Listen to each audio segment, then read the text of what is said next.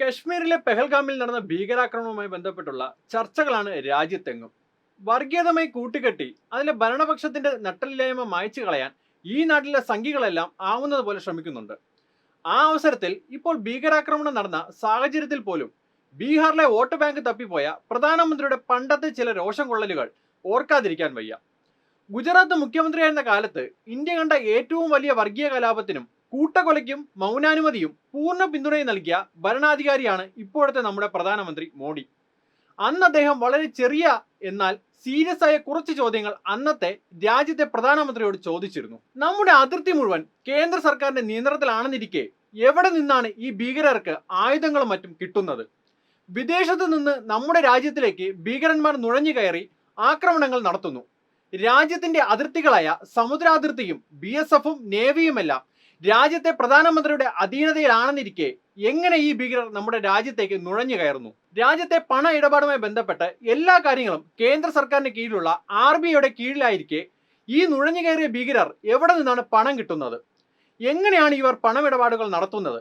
നാട്ടിലെ വാർത്താവിനിമയ സംവിധാനങ്ങളെല്ലാം കേന്ദ്ര സർക്കാരിന്റെ പരിധിയിലല്ലേ? ജനങ്ങൾ തമ്മിൽ അയക്കുന്ന സന്ദേശങ്ങളും ഇമെയിലുകളും എല്ലാം സർക്കാരിന് നിരീക്ഷിക്കാവുന്നതല്ലേ?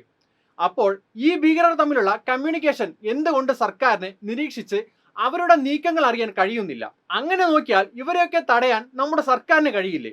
ഇതൊക്കെ സംഭവിക്കുമ്പോൾ പ്രിയപ്പെട്ട പ്രധാനമന്ത്രി താങ്കൾ എവിടെയാണ്? ഇതേ ചോദ്യങ്ങളാണ് ഇപ്പോഴും ഇന്ത്യയിലെ ജനങ്ങൾക്കുള്ളത്. ഇത്രയും നടക്കുമ്പോൾ 26ഓളം വരുന്ന നിരപരാധികളായ വിനോദസഞ്ചാരികൾ തോക്കിനിരയായപ്പോൾ അഭിനവം 140 കോടിയിൽ ഉൾപ്പെടുന്ന ഇന്ത്യക്കാർ ഉറ്റവരുടെ മൃതദേഹം എന്ത് ചെയ്യണം എന്നറിയാതെ പകച്ചു നിന്നപ്പോൾ കൂടെ വന്നവരുടെ ചേതനേറ്റ ശരീരവും കൊണ്ട് എങ്ങനെ വീട്ടിൽ പോകും എന്നോർത്ത് നിസ്സഹരായപ്പോൾ തന്റെ നാട് കാണാൻ വന്നവരെ രക്ഷിക്കണമെന്ന ചിന്ത ജീവൻ എടുത്തപ്പോൾ പ്രിയപ്പെട്ട മോദി എവിടെയായിരുന്നു? ഈ പറഞ്ഞ സംവിധാനങ്ങളും ആർമിയും നേവിയും RBIയും കമ്മ്യൂണിക്കേഷനും എല്ലാം നിങ്ങൾക്ക് കീഴിലല്ലേ? സംഘപരിവാറിനെതിരെ ഒരു പോസ്റ്റ് ഇട്ടാൽ പോലും കമ്മ്യൂണിറ്റി ഗൈഡ്ലൈൻസ് എന്ന പേര് പറഞ്ഞ് അതിനെ പൊതു ഇടത്തിൽ നിന്ന് ഒഴിവാക്കാൻ കഴിയുന്ന നിങ്ങൾ രാജ്യാതിർത്തിയിൽ നിന്ന് കിലോമീറ്ററുകൾക്കപ്പുറത്തേക്ക് ആയുധധാരികളായ ഭീകരർ എത്താൻ കുറഞ്ഞത് 2 ദിവസമെങ്കിലും എടുക്കും. ആർട്ടിക്കിൾ 370 എടുത്തു കളഞ്ഞ് കാശ്മീർ പൂർണ്ണമായും തങ്ങളുടെ അധീനതയിൽ കൊണ്ടുവന്ന കേന്ദ്ര സർക്കാരിന് അതിർത്തി കടന്നെത്തിയ ഭീകരരെ തിരിച്ചറിയാൻ 48 മണിക്കൂർ പോരാ എന്ന് വിശ്വസിക്കാൻ കുറച്ച് ബുദ്ധിമുട്ടുണ്ട്. അതേസമയത്ത് നവംബറിൽ തെരഞ്ഞെടുപ്പ് നടക്കാനിരിക്കുന്ന ബീഹാറിലെ തെരഞ്ഞെടുപ്പ് പ്രചാരണത്തിന് ഇത്രയും മാസങ്ങൾക്കിപ്പുറം പ്രധാനമന്ത്രി അത്യാവശ്യമായി പോയി ചെയ്യേണ്ട എന്ത് കാര്യമാണുള്ളത്?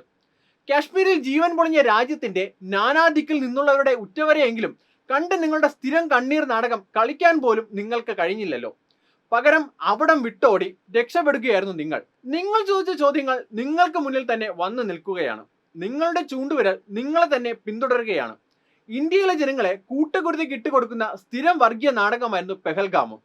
അല്ല എന്നുറപ്പുണ്ടെങ്കിൽ ഭീകരർ പെഹൽഗാം വരെ എത്തുന്ന സമയത്ത് നിങ്ങളുടെ ആധുനിക സംവിധാനങ്ങൾ എവിടെയായിരുന്നു എന്ന് നിങ്ങൾ മറുപടി പറഞ്ഞേ മതിയാകൂ.